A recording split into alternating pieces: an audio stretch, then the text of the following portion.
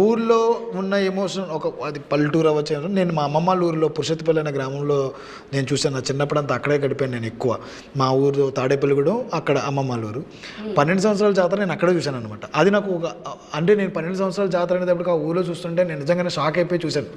అమ్మో ఏంటి ఇంతమంది జనం, ఆ బలిచేట వాళ్ళందరూ అరుచుకోవడాలు వెళ్ళడాలు భయం వేసింది.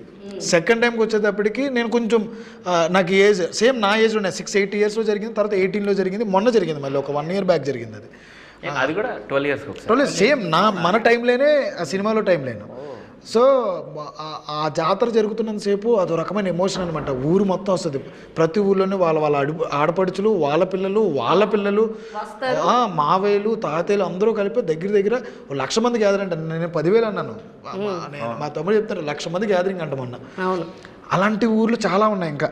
అంటే ఆ జాతర అనేది చాలా పెద్ద ఎమోషన్. మన వైపు జాతర అంటే ఊరందరూ గ్యాదర్ అవ్వాలి.